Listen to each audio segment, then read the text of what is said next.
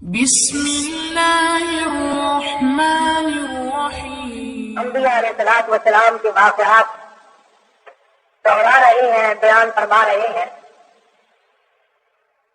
کبھی کسی پیغمبر کا اس طرح پر ذکر فرماتے ہیں کہ انہوں نے میرے نام کی وجہ سے 950 سال مار کھائی۔ کبھی کسی پیغمبر کا اس حال میں ذکر فرماتے ہیں کہ انہوں نے میرے نام پر مصیبتیں اٹھائیں، پھانسے کاٹے۔ اور کبھی کسی پیغمبر کا ذکر اس طریقے پر فرماتے ہیں کہ دیکھو ان کو میں نے بادشاہ دی تھی، وہ بھی میں نے دی تھی، اور وہ بادشاہ کرتے رہے، اور جب میں نے چاہا تو ان کو بھی موت بھیج دی۔ سبحانہ و تعالی و تقدس کا مقصد اور منشا اور مطلب یہ ہے، دنیا میں بسنے والوں اور میرا دیا ہوا رزق کھانے والوں، میری کریمی اور میری عطا اور میری بندہ نوازی سے فائدہ اٹھانے والوں، میری دی ہوئی جوانی صحت و تندرستی استعمال کرنے والوں، میرا دیا ہوا حسن و جمال لے کر کے زمین پہ چلنے والوں، برتری میری ہے، بڑائی مجھے صرف سجتی ہے، شایان شان تمام جہان کی عبادت کا حقدار میں ہوں۔ فرمایا جس کو بادشاہ بناؤں میری مرضی، جس کو فقیر بنا دوں میری مرضی۔ او نبی اور 8 دن کے فاتح کٹوا دوں میری مرضی۔ او نبی اور سر سے تاج نبوت ہو اور تخت ایسا عطا کر دوں کہ ہوا سے اڑتا پھرے۔ سیدنا سلیمان علیہ السلام کے واقعات کو قرآن مجید میں کیا بجائے دہرایا۔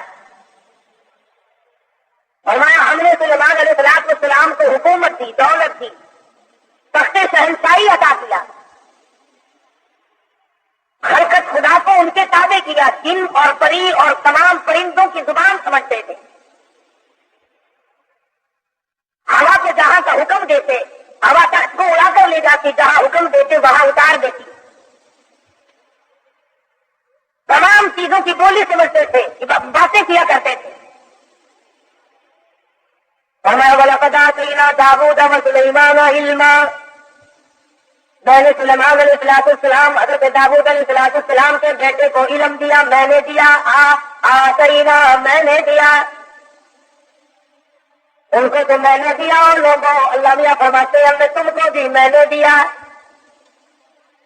یہ دکانداریاں، یہ کاروبار، یہ حکومت، یہ زراعت، یہ تجارت، یہ سب بہانے میں دیتا ہوں۔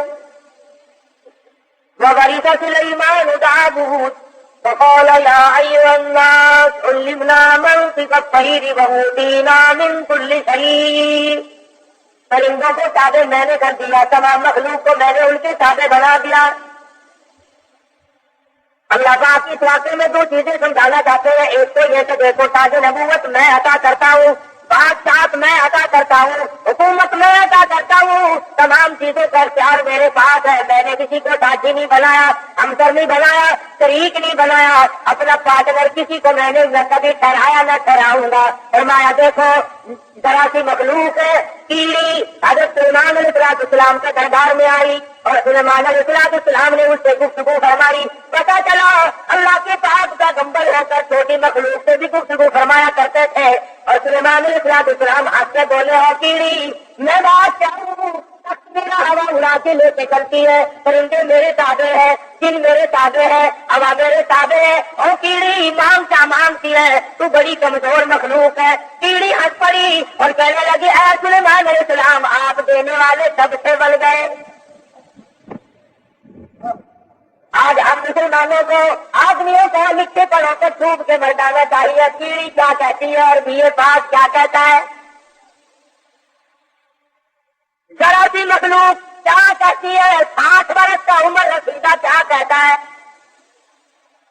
حقیقی مخلوق ہے، ذرا سی مخلوق ہے، کہنے لگی اے سلیمان علیہ السلام اگر آپ تیرے والے بن گئے، بادشاہ بن گئے، اب آپ تخت اڑانے والے بن گئے، لو پھر دو میں مانگتی ہوں۔ علامہ قاسم رحمۃ اللہ علیہ نے لکھا ہے، کیڑی کہنے لگی لو میں نے جھولی پھیلا دی عمری، اے سلیمان علیہ السلام جتنی روزی میرے پروردگار نے میری مقرر کر رکھی ہے اس میں سے کچھ بڑھا دو، کچھ زیادہ کر دو، جتنی عمر میرے پروردگار نے مقرر کی ہے میری عمر بڑھا دو، میری زندگی بڑھا دو، میری حیاتی بڑھا دو، میری روزی بڑھا دو، عمری، میری عمر بڑھاؤ، میری روزی بڑھاؤ۔ سلیمان علیہ السلام ہنس پڑے، فرمانے لگے ہے تو ذرا سی ہے بڑی چلاک، ایسی چیزیں مانگتی ہے جو میرے اختیار میں نہیں۔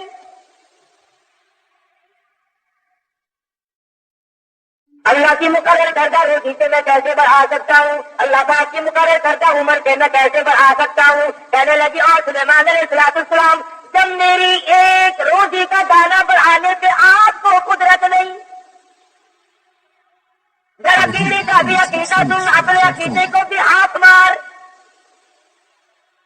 لین ڈوری لگا کے لیے پھرتا ہے، کبھی بیوی کو فلاں دربار پہ لے کے جاتا ہے، کبھی فلاں دربار پہ لے کے جاتا ہے، اور رب ذوالجلال کی قسم کیڑی کا کیا اور تخت سلیمانی موجود ہے، سر پہ تاج نبوت ہے، بادشاہت ہے، روئے زمین کی بادشاہت والا قد آتینا داؤد وسلیمان علما، اللہ میاں نے سب کچھ دے رکھا ہے، مگر کیڑی کرتی ہے لو میں نے جھولی پھیلا دی، میدان میں دو میری عمر بڑھاؤ۔ سلیمان علیہ السلام فرمانے لگے ہے تو مخلوق چھوٹی سی ذرا سی، پر ایسی چیزیں مانگ بیٹھی ہے جو میرے خود اختیار میں نہیں، میرے قبضے قدرت میں نہیں۔ سلیمان علیہ السلام کا لشکر چل رہا ہے، ہر چیز اپنی برادری کی اپنی قوم کی وفاداری کرتی ہے۔ آج انسان بالخصوص مسلمان اپنی برادری کا قوم کا غدار ہے،